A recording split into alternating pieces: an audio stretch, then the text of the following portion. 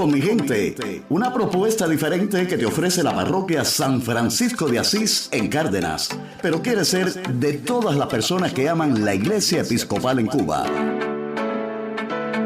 Con mi gente. Con mi gente. Con mi gente. Con mi gente. Con mi gente.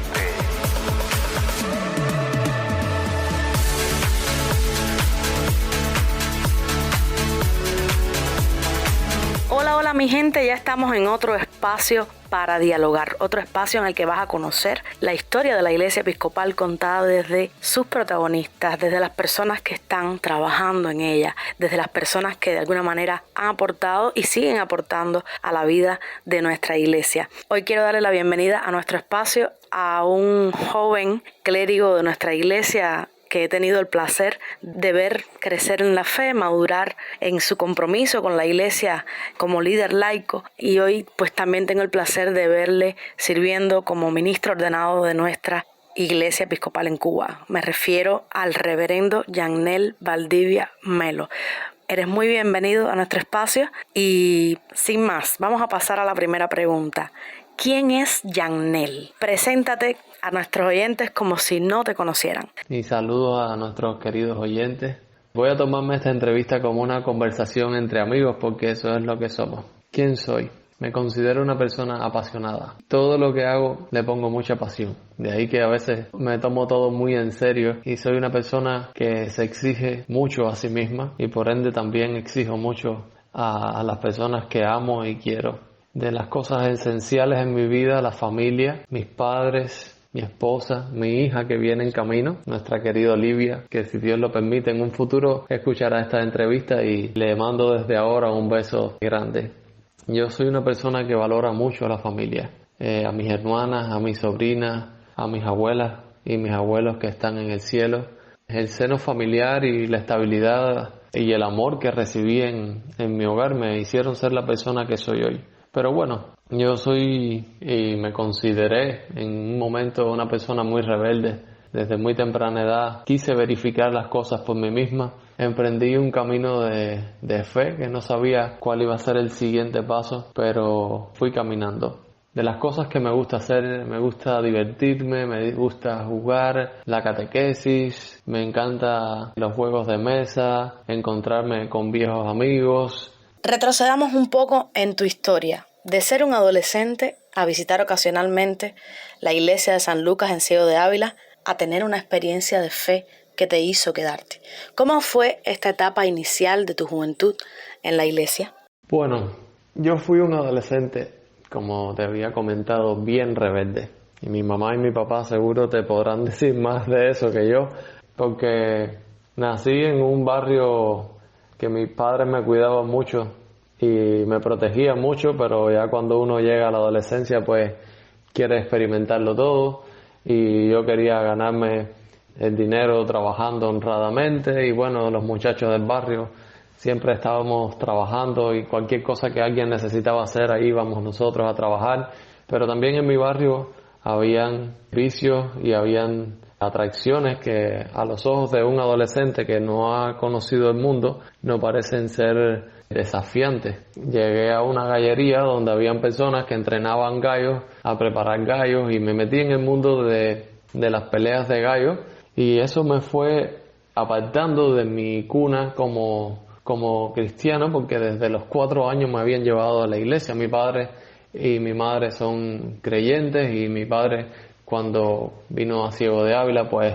empezó a ir a la iglesia episcopal con el reverendo José Ángel y pues yo crecí en la iglesia como un niño que recibió muy buena catequesis, pero cuando llegué a la adolescencia empecé a cuestionarlo todo, incluso empecé a cuestionar hasta la existencia de Dios. Recuerdo que en una de esas conversaciones que tuve con mi papá, que tanto me instaba a dejar ese mundo en el que me había metido, que ya había dejado de ir los domingos a la iglesia por irme los domingos para las vallas de gallo y todo lo que eso representaba, el riesgo, el vicio que decía no tener pero que había creado. Y una vez mi padre me dijo que tenía que ir a la iglesia Y yo le dije, bueno, yo no tengo que ir a la iglesia. El día que yo sienta que Dios es real y que verdaderamente me habla y que se muestre a mí, pues ese día yo regresaré a la iglesia. De esa etapa de mi adolescencia, yo recuerdo, en ese momento estaba el reverendo José Ángel en San Lucas, Ciego de Ávila, que es mi parroquia de origen, a la cual amo y cada vez que paso por enfrente de esa iglesia me vienen muchos buenos recuerdos como niño, como adolescente y luego como joven. En esa etapa de mi adolescencia difícil, iba esporádicamente a la iglesia. Yo estaba pasando por una lucha interna, espiritual, de la cual no me había dado cuenta. Y yo estaba buscando razones para creer, pero no lograba entenderlo. Y recuerdo que una de las cosas que yo siempre valoré fue la música, pero de los momentos más importantes en la iglesia siempre recuerdo el momento de la Santa Comunión.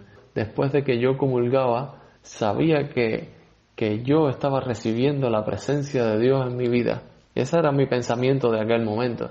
Y solamente rezaba el Padre Nuestro y empezaba a conversar con Dios de una manera ingenua. Y le decía, ¿quién tú eres? Muéstrame.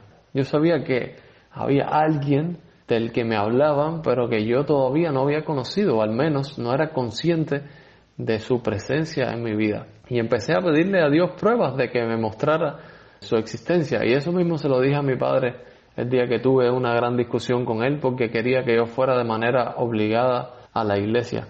Y aprovecho para decir que no obliguen a sus hijos a ir a la iglesia, conversen con ellos y mantengan siempre las puertas abiertas, porque así fue.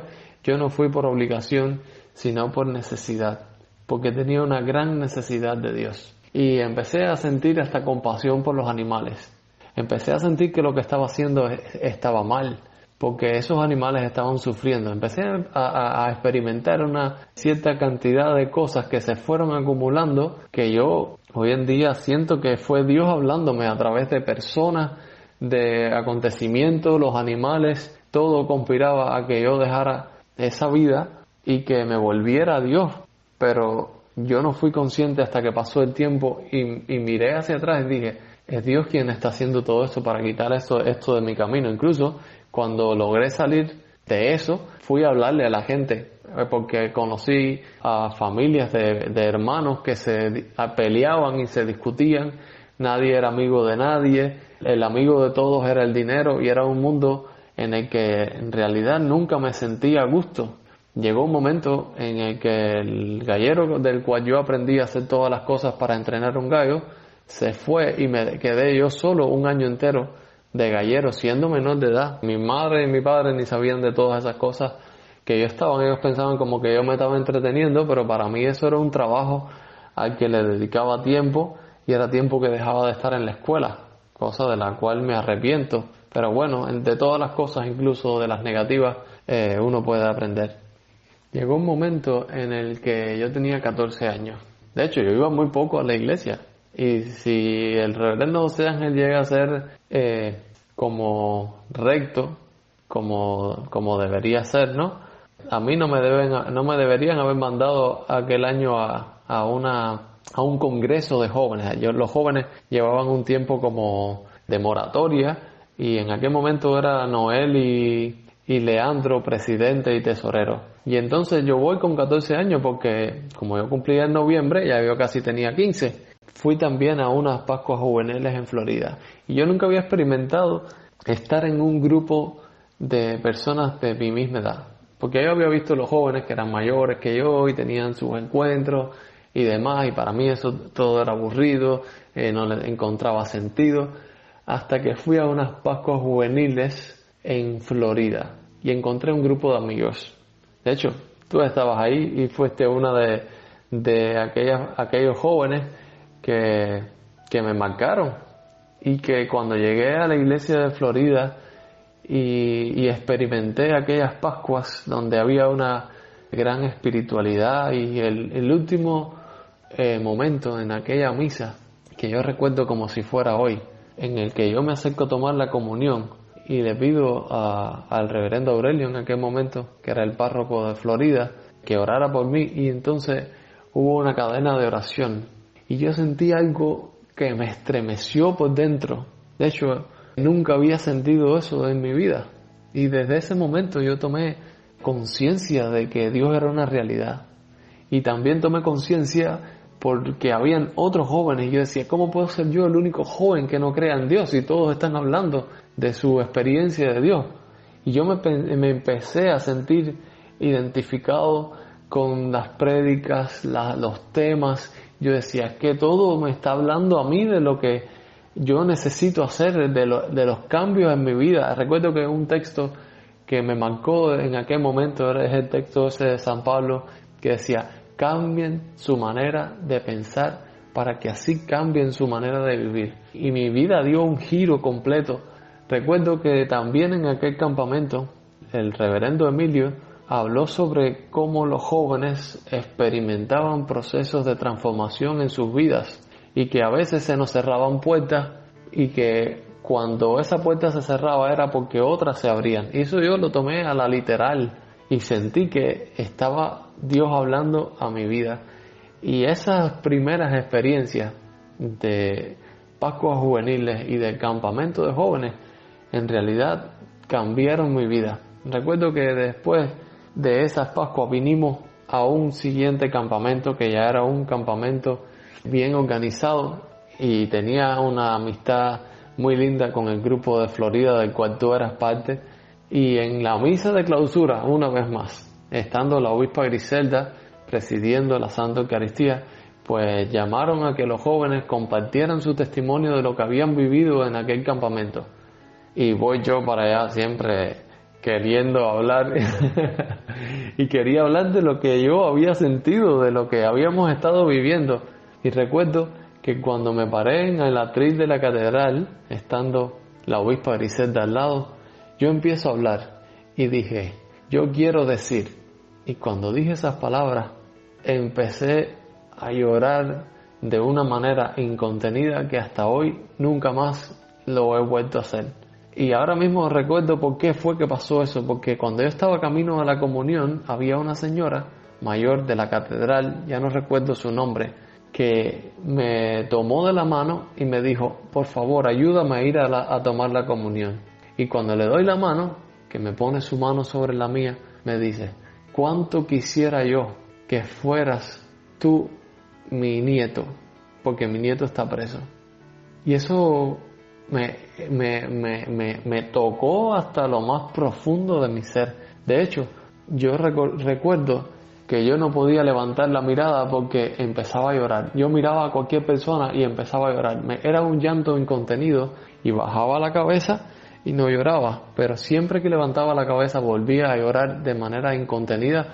Bueno, así fui acompañando a esa señora hasta el altar donde tomó la comunión, y cuando me tocó tomar la comunión, pues me calmé y regreso a mi asiento y empiezo a orar. Y entonces fue cuando, después de que vinieron el momento de los anuncios, pues yo quería hablar de esa experiencia, y cuando fui, pues, me pasó lo mismo. Y recuerdo que yo no pude hablar y la obispa Griselda me abrazó. Yo regresé a mi banco, estaba rodeado de todos aquellos jóvenes de Florida. Estaba Enrique, que en paz descanse, estaba Takechi, estaba Omarito, estaba Patricia, Laine, estaba Jorgito. Ahora, si quizás se me va uno de esos jóvenes, yo recuerdo que cuando yo llegué llorando, que no podía contener, que no le podía explicar a la gente lo que estaba viviendo, me abrazaron todos, pero yo seguía llorando y tuve que salir de la iglesia.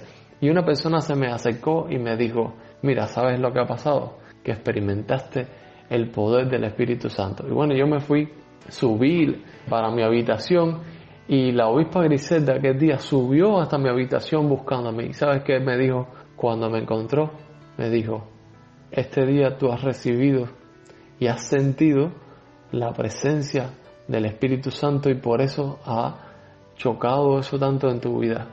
Y desde ese momento para acá, pues yo decidí entregarle mi vida entera a Dios, solamente por puro agradecimiento. Eso es algo que recuerdo que fue las primeras cosas que le dije a Dios. Mira, yo quiero servirte porque yo quiero darte gracias por haberme salvado, por haberme sacado de la vida por la que yo estaba caminando, que era una vida destinada a un barranco, a un precipicio, llena de muerte. De hecho, así ha sido visto como muchas personas que iban por ese camino, sus vidas han terminado en un precipicio. Yo le doy gracias a Dios de verdad por haberme salvado y por haberme restaurado. Y es por eso que yo soy tan apasionado, porque le dije a Dios, mira Señor, yo no soy nadie, yo no tengo nada, lo único que yo quiero es servirte y hacerlo en agradecimiento a las muchas cosas que ella ha hecho conmigo y que yo no tengo cómo pagarle a Dios todo lo que ha hecho conmigo. Por eso es que todo cuanto hago, y ahí está el sentido, la verdadera esencia de mi vida, de que todo lo hago porque me siento agradecido con Dios. No lo hago ni porque soy bueno, ni porque ando buscando nada. Lo único que quiero es agradecer a Dios con mi vida. Te conviertes en líder de la Juventud Episcopal en Cuba. ¿Cómo sucede esto?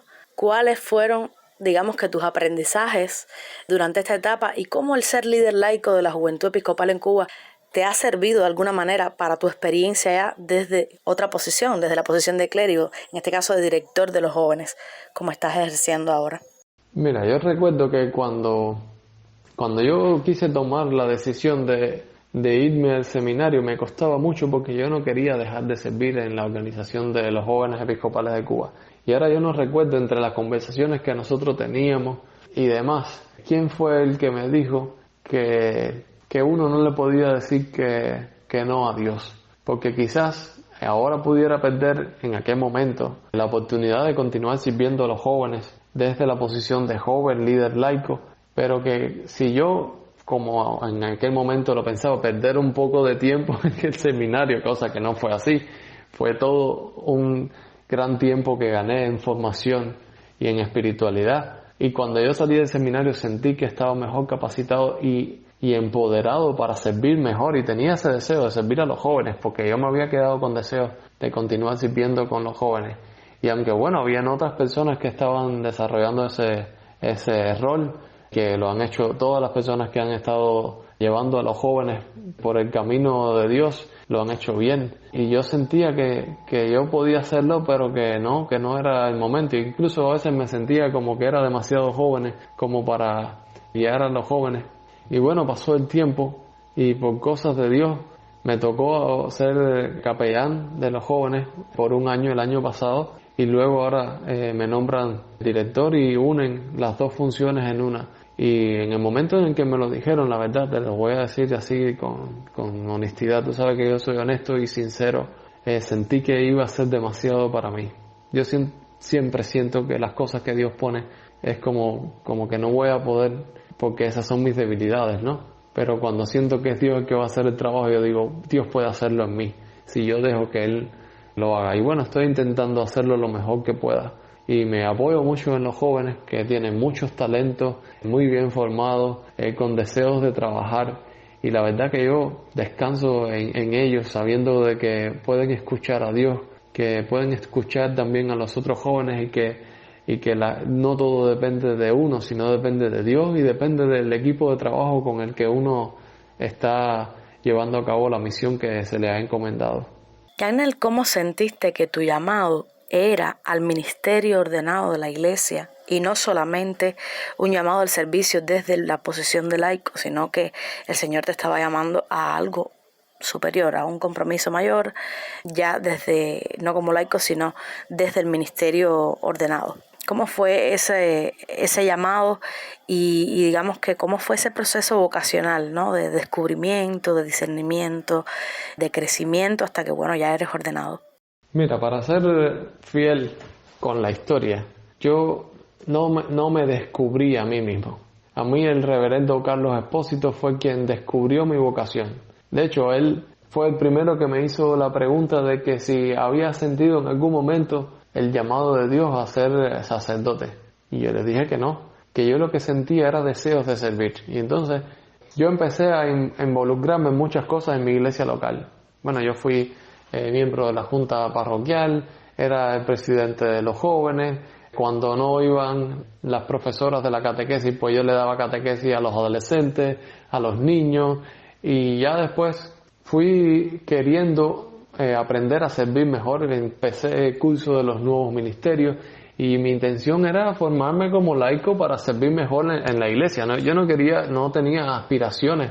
Fue el reverendo Carlos Expósito quien, cuando Un día me senté en su casa porque acostumbrábamos a trabajar juntos y organizábamos las liturgias y aprendí mucho de liturgia. La formación que yo recibí de él era en función a la práctica pastoral que él hacía. Él atendía la iglesia de Baraguá, Ciego de Ávila, y también estaba la iglesia de Ceballos, Morón, que él atendía a su esposa. Y yo era un correcamino, también era coordinador de los jóvenes y la verdad que a mí me gustaba viajar mucho y conocer todas las iglesias de la región. Y yo lo que tenía de cero era de servir. Y entonces en la medida de que yo le decía que sí a Dios, pues me veía con otras responsabilidades hasta que llegó un momento en el que él siguió insistiendo y yo seguí diciendo que no, él siguió insistiendo y yo seguí diciendo que no, y vine a un campamento donde estaba la obispa Griselda y me hizo la misma pregunta que Carlos Espósito me había hecho, que si había pensado en algún momento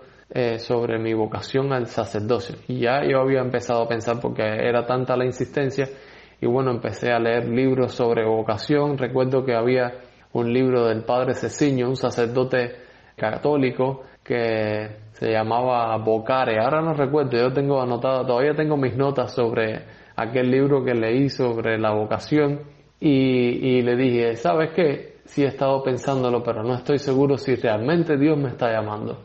Y le dije, heme aquí.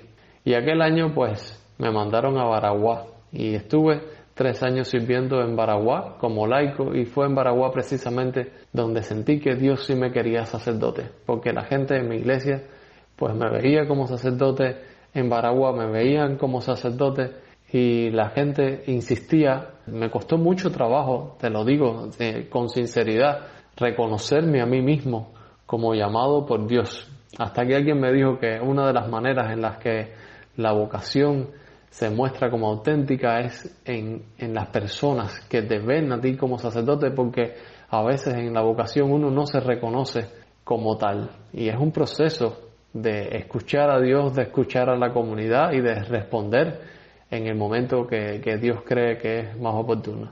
Pasé por todas las cosas que un laico puede hacer en la Iglesia Episcopal de Cuba, con el deseo de aprender, te lo digo así de corazón, desde limpiar el templo hasta poner un clavo, poner una bombilla, administrar el sacramento reservado, las visitas a enfermos, unción de personas moribundas. Muchas de hecho, esas fueron de las primeras cosas que me tocaron hacer cuando me mandaron a Baraguá. Una mujer, una jamaiquina de 106 años, que tuve que orar por ella en el lecho de su muerte. Y esa fue una de las cosas. De hecho, eso todavía me sigue acompañando en mi ministerio y respeto mucho la administración de los enfermos y en la hora de la muerte. Y eso desde laico, todas las cosas que yo experimenté de laico, pues las perfeccioné como diácono y me hice servidor de todos y sentí que era una responsabilidad más grande de la que yo podía hacer, pero que solamente por la misericordia de Dios podía realizarla. Y la verdad que lo asumí con temor, pero con valentía. Pasé muchos momentos difíciles porque mi proceso de discernimiento fue bien largo y mi proceso para llegar a la ordenación también fue largo y estuve puesto a prueba todo el tiempo y le doy gracias a Dios. En aquel momento no le daba gracias a Dios, estaba un poco molesto porque me probaban tanto y decía, pero ¿qué le pasa? Y era que también era bastante joven y a los jóvenes nos prueban más y me mandaron para Florencia después que salí del seminario a atender Florencia y Perea y ya estaba solo en alma con un montón de cosas que me desafiaron en todos los sentidos, pero que ahí mi fe se probó. Y yo fui diciendo que sí a Dios, a todo lo que Dios ponía en mi vida, yo le decía que sí. De hecho, todavía sigo diciendo que sí, aunque a veces me siento demasiado cargado, pues cuando yo vine a ver, ya yo estaba en el seminario, sirviendo en las comunidades. No había nada más importante que yo pudiera hacer en mi vida que servir a Dios en la iglesia y seguí escuchando la voz de Dios a través de las personas de la comunidad. De hecho, el primer año que yo voy al seminario ya estando en Matanza es la iglesia de Coliseo.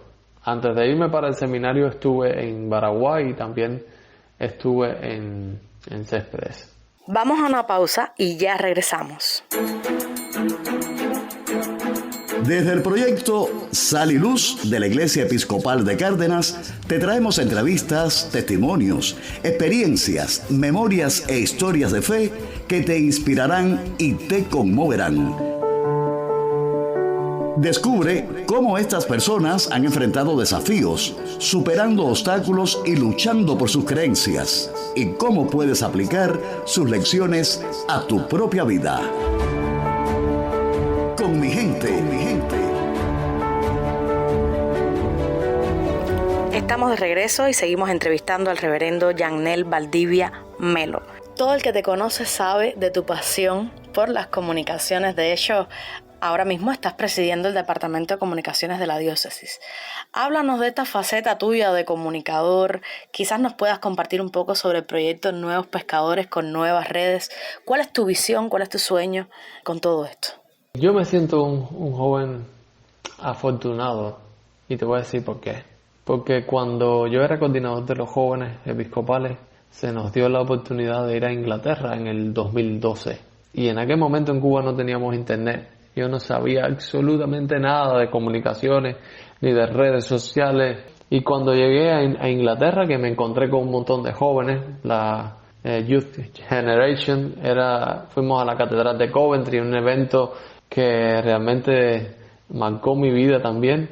Y ahí tuve un primer encuentro con las nuevas tecnologías. Y por eso te digo que me siento privilegiado, porque éramos los más atrasados, los cubanos, de todos los jóvenes que estaban ahí, porque ni teníamos Facebook, ni teníamos nada, no teníamos nada, estábamos en cero y ni celular teníamos. Y entonces, pues ahí fue una amiga que mandó Mark Pendleton, Gabriela Yambó, a quien le decíamos Gaby, y Gaby nos actualizó, nos metió en el mundo moderno. Y ya cuando nosotros regresamos a Cuba a los 15 días, pues yo me quedé con aquello de que tenía mi cuenta de Facebook, que quería mantenerlo porque me había conectado con un montón de amigos y gente que hacía tiempo que no veía, con amistades, con familia, en fin, que yo, como ese momento, esa experiencia me despertó a conocer un poco más sobre los medios de comunicación y todo lo que se estaba viviendo en el mundo entero, pero que Cuba estaba ajeno a eso que estaba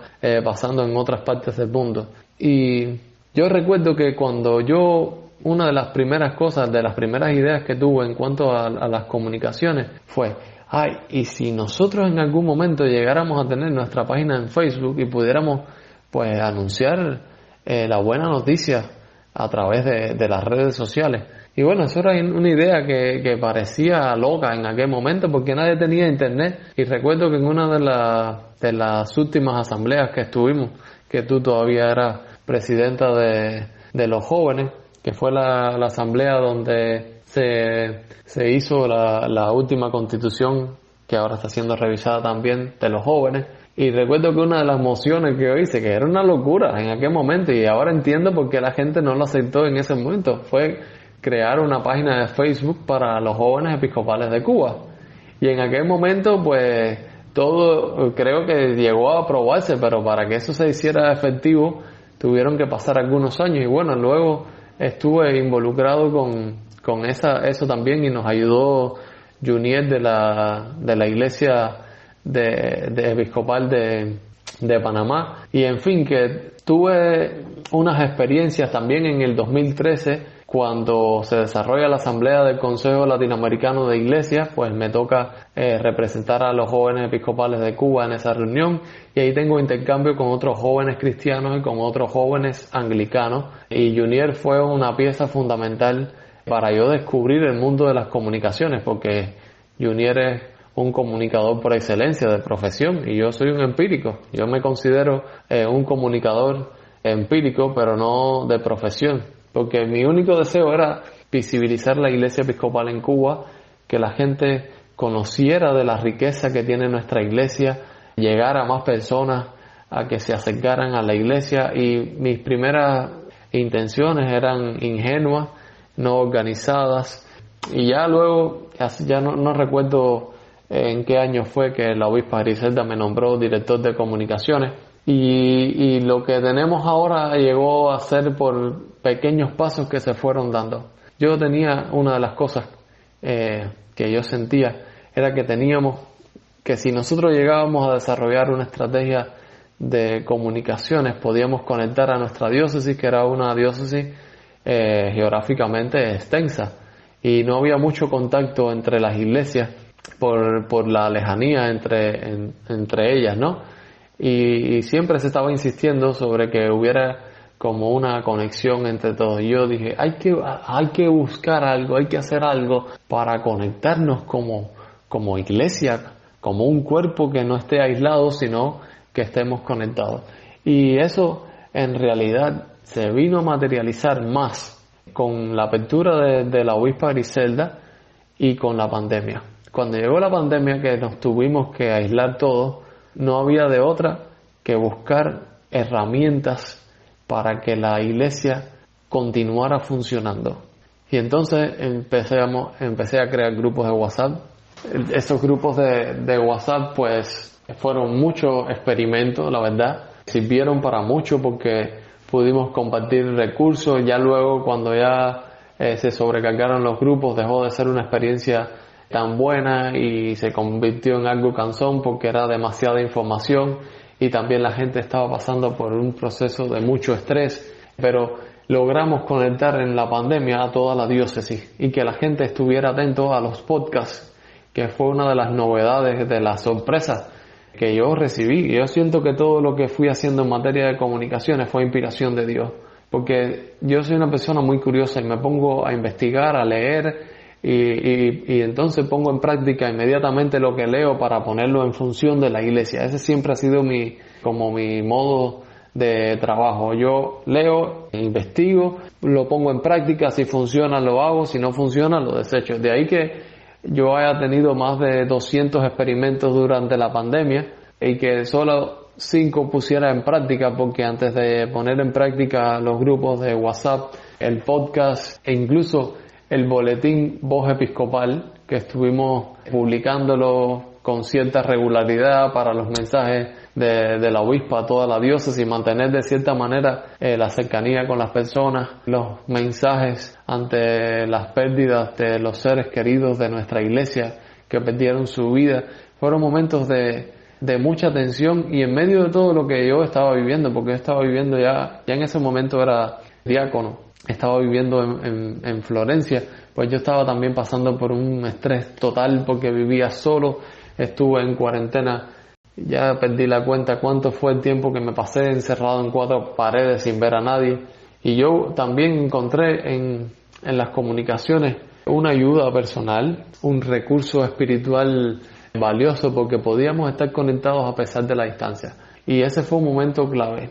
Y Nuevos Pescadores con Nuevas Redes fue una de esas primeras ideas que uno tenía como jóvenes.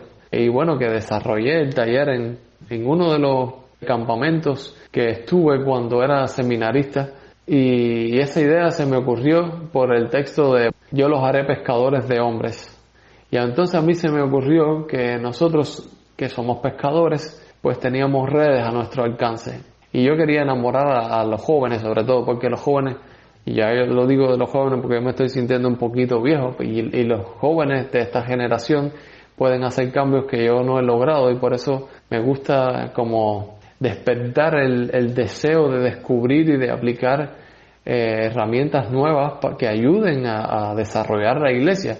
Y entonces, por eso tomé ese texto donde Jesús llama a sus discípulos a ser pescadores, a evangelizar, y digo, ¿y si usamos las redes sociales como las redes para llegar a más personas? Y entonces, ese mismo proyecto lo retomé recientemente, ahora que estoy en el departamento de comunicaciones, que ya todo aquel estrés y toda aquella cantidad de contenido que tuvimos que crear y que después tuve que tomarme unas vacaciones y que aún todavía me ha costado recuperarme y volver a crear más contenido para la iglesia, pues volvimos a retomar esto, pero ahora con pasos más claros, más pacientes, más prudentes y con una visión más clara, involucrando a jóvenes, a adultos, a mujeres, a hombres, para que como diócesis podamos desarrollar una estrategia de comunicación hacia adentro y hacia afuera. Y entonces ahora mismo estamos en esa línea. Yo he seguido formando, como te dije, que soy una persona empírica, Tuve también en la iglesia donde ahora estoy residiendo canónicamente en Vertiente, un gran amigo que es un comunicador social de la Iglesia Católica Romana. Pues hicimos videos en una novena de Navidad y así de atrevido, yo me considero una persona atrevida, de atrevido he aprendido a hacer un montón de cosas que hoy en día no sé ni cómo he podido aprender a hacer eso. Yo siento que todo eso es inspiración, también es interés, es deseo de trabajar para la iglesia, y siento que me falta muchísimo y tengo una deuda porque me gustaría mucho estudiar algo relacionado con comunicación social, pero para ponerlo en función de la iglesia. Y ahora que he leído un poco más sobre los padres de la comunicación social y demás, me gustaría estudiar la estrategia de comunicación de una institución como lo es la iglesia, para poder compartir esos conocimientos y que todos como diócesis caminemos en una misma vía que nos lleve a predicar el evangelio con amor y al estilo nuestro. Reverendo, sabemos que nuestro país está viviendo momentos muy convulsos.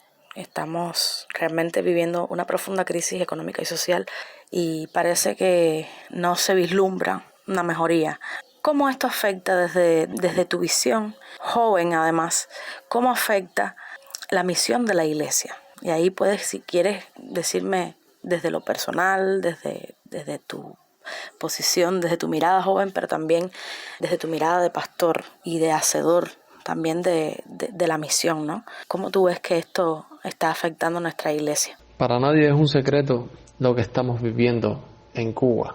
La crisis profunda en todos los sentidos, incluso crisis de valores, que es la peor crisis que estamos viviendo, la pérdida de los valores, la pérdida del sentido común, la pérdida de todo.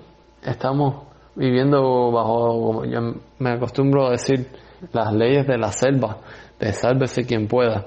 Y en medio de ese contexto, que no me voy a entrar en política, porque no me toca, no soy político, aunque a veces he denunciado las injusticias y lo que estamos viviendo, y por eso me ha traído problemas en reiteradas ocasiones por perder el miedo y manifestar lo que creo y lo que siento sobre lo que está mal como joven y como cristiano. Pero para la misión de la iglesia esto representa un desafío y afecta de manera positiva y de manera negativa. Y es como nosotros querramos dejar que esto nos afecte.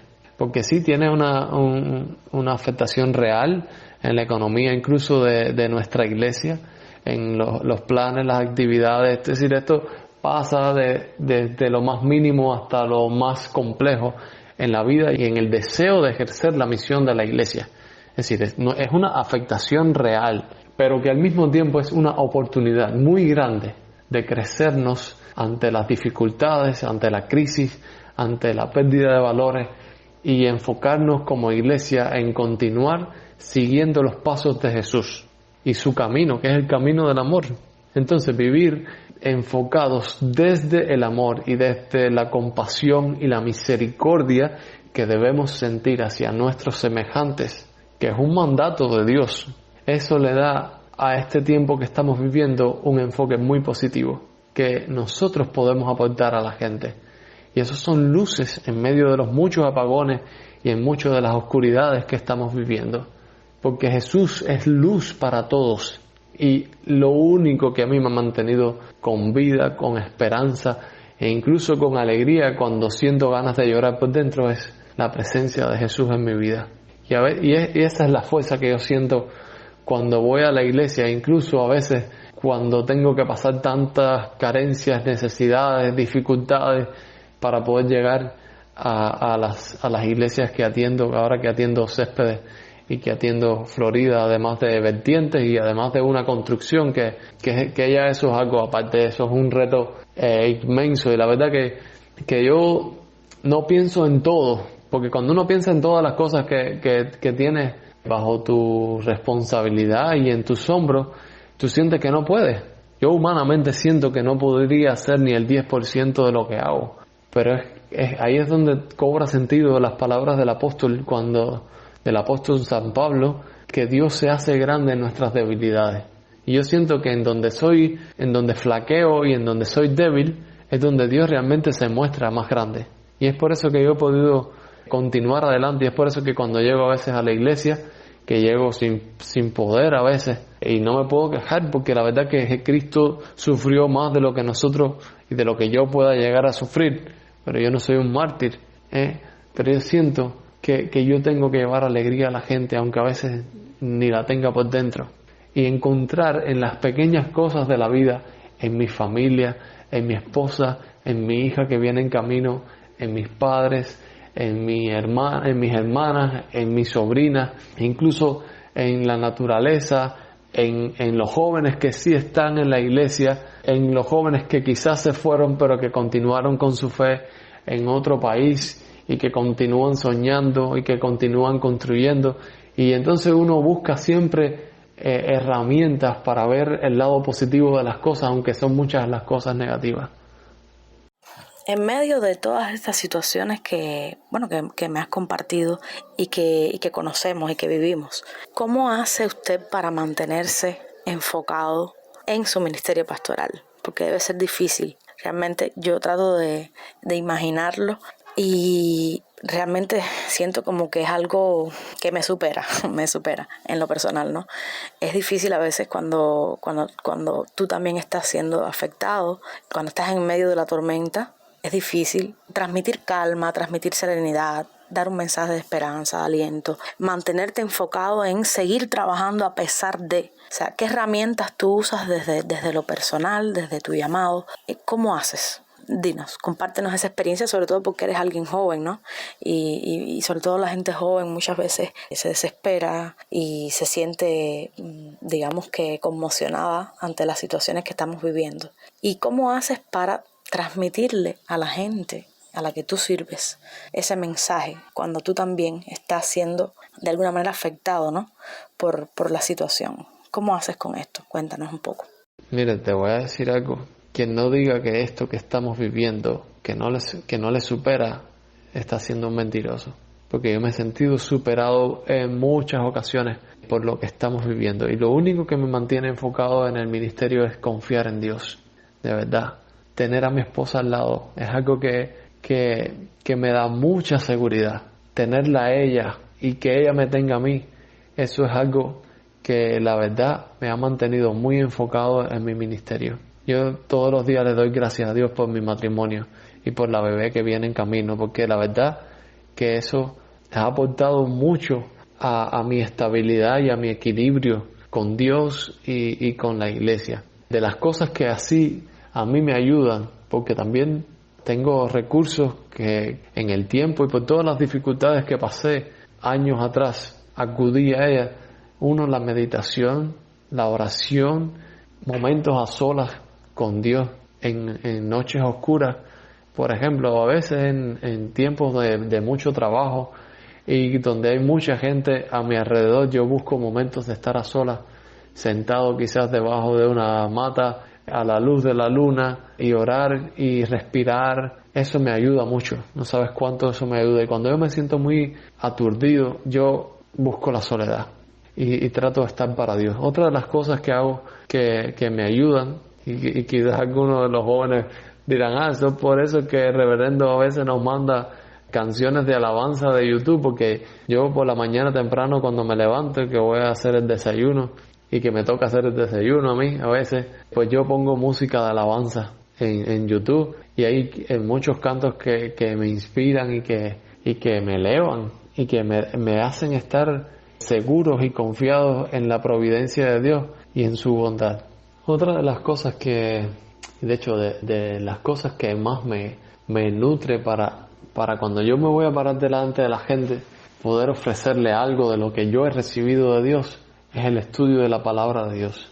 Yo tengo en mi celular la aplicación de la Biblia, se llama My Bible, y les recomiendo a todos los jóvenes, y el que lo necesite, que me escriba y yo le voy a mandar el enlace de qué aplicación es, porque esa aplicación está genial, porque ahí cada día pues me salen versos bíblicos, ahí tengo mis planes de estudio bíblico, tengo mis motivos de oración que los pongo en la aplicación. Cuando necesito investigar algo voy ahí también, ahí comentarios, y siempre busco alimentarme de la palabra de Dios y buscar respuestas a mis inquietudes en la palabra de Dios y también conversando con la gente.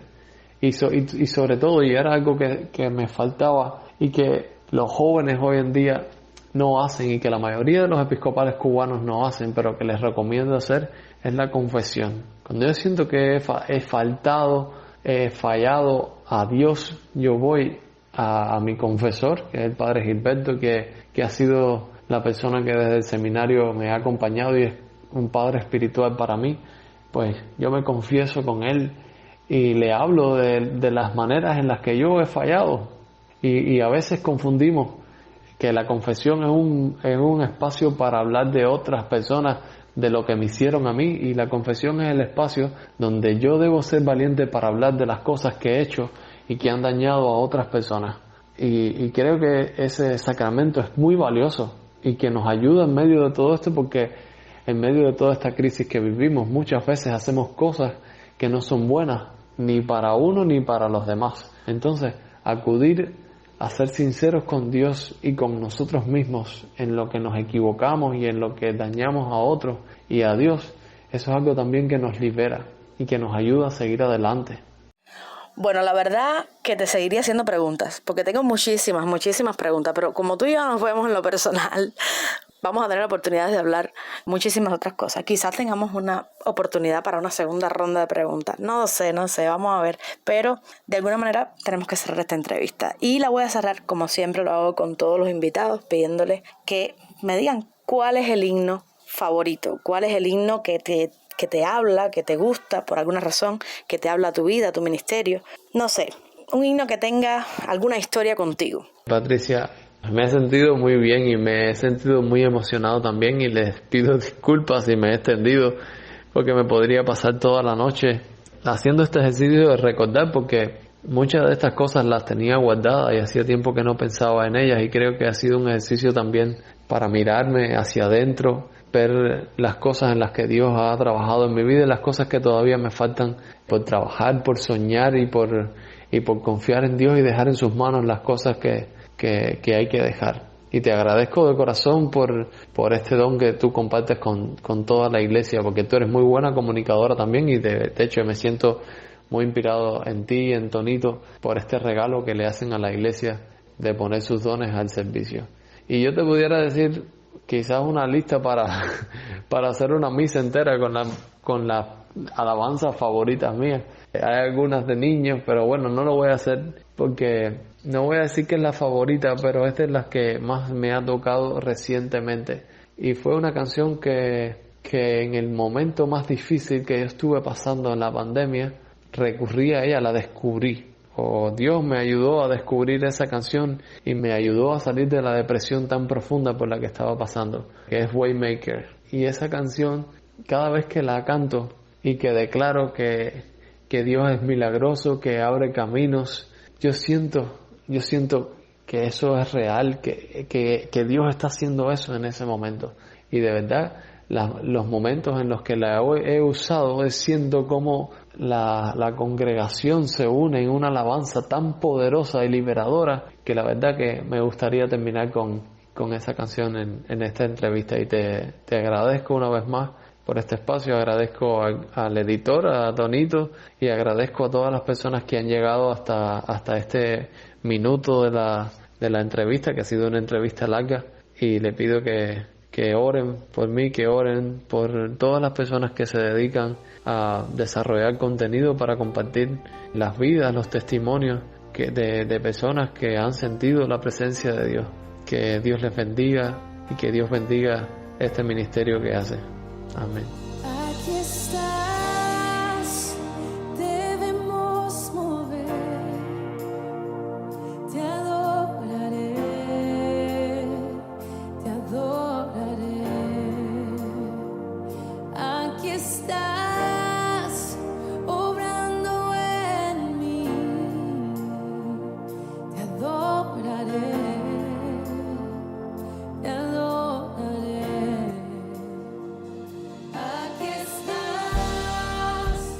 Y así estamos terminando nuestro programa. Esto es Con Mi Gente, un espacio y una propuesta diferente para todos aquellos que aman la Iglesia Episcopal en Cuba, ya estén fuera del país, ya estén dentro del país, ya estén trabajando como laicos o como clérigos, este es un programa para todos.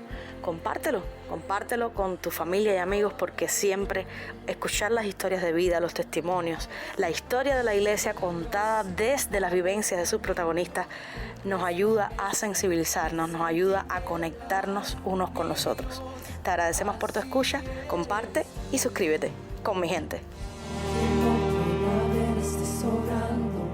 Aunque no pueda ver, estás sobrando. Siempre estás sobrando. Siempre estás sobrando. Aunque no pueda ver, estás sobrando. Aunque no pueda ver, estás sobrando. Siempre estás sobrando. Siempre estás sobrando. Aunque no pueda ver, estás sobrando. Aunque no pueda ver, estás sobrando. Siempre estás sobrando. Siempre estás sobrando. Aunque no pueda ver, estás sobrando.